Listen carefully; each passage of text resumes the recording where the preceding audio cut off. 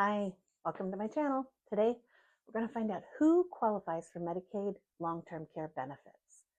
Understanding who qualifies for Medicaid feels complex and overwhelming. I'm a long-term care planner that guides families through the transition to long-term care. I'm not an attorney. Grab a pen and take notes.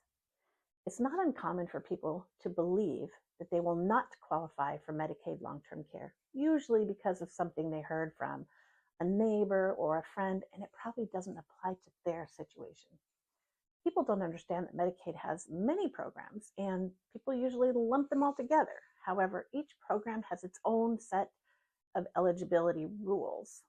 A big challenge people face is the complexity of the application process, which often involves mountains of paperwork and tedious waiting periods. This can be especially daunting for those who are already struggling to care for a loved one. There are different types of Medicaid benefits available, such as those specifically for seniors or people with disabilities. Not understanding the different programs and benefits and rules associated with each program can lead to confusion about who qualifies and how to apply. There is also a misconception that Medicaid is only for nursing home care, when in fact, it can cover a wide range of services, including home care, adult daycare, and assisted living facilities. To qualify for Medicaid long-term care benefits, there are specific eligibility criteria that must be met. First, there could be income limits, which vary from state to state, but income is usually not a determining factor for long-term care, but it is for other Medicaid programs. There are also asset limits, which include cash, stocks, and other resources. Generally, a single person can qualify if their assets are below $2,000, excluding their primary home and one vehicle. Once an application has been submitted, the state will send a social worker out to perform an assessment to determine if the applicant meets the functional requirements. This assessment is to review how much assistance is needed with daily activities like bathing, dressing, or eating. The social worker will also review other things as well, such as medical and cognitive conditions, as well as managing medication, managing finances, etc. Once that assessment is completed, the social worker will write up a plan of care, and that needs to be signed. I will link a care assessment worksheet in the show notes so that you can have an idea of what types of information will be assessed.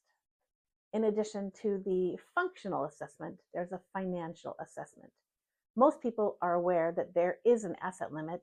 Those limits are updated on an annual or biannual basis. The application for Medicaid asks the following questions. Who lives in the home? Are you married?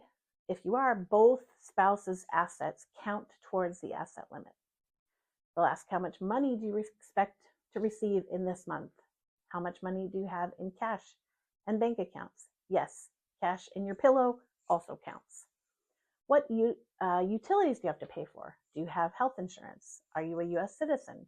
Are you a resident in the state you're applying for Medicaid long-term care? Is there anyone in your home currently in the hospital or in a nursing home?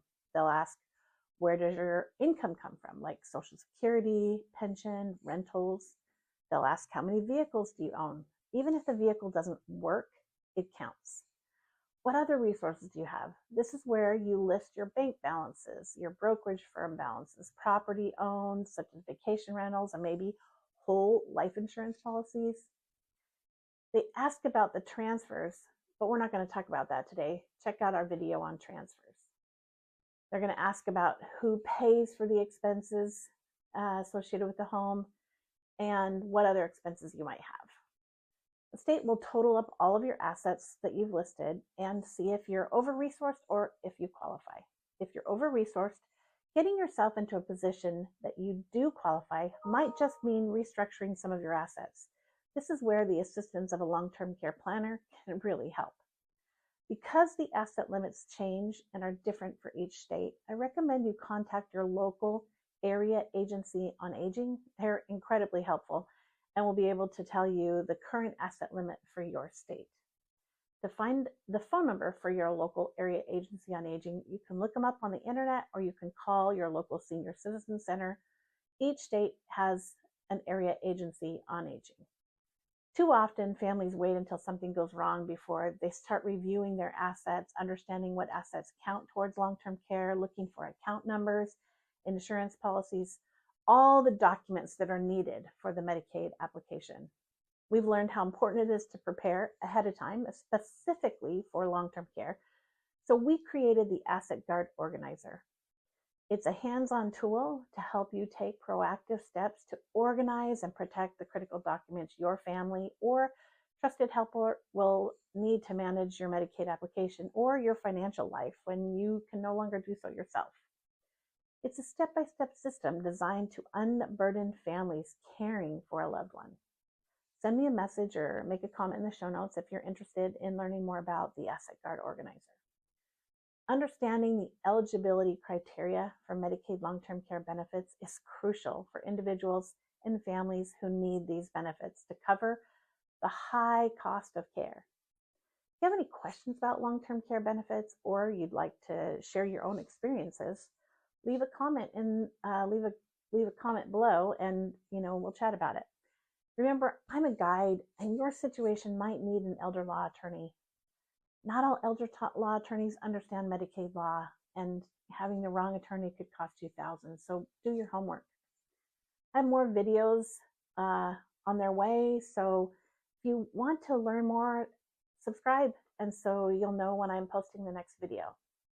What you're going through is really hard, but you're headed in the right direction. Thanks for watching. See you next week.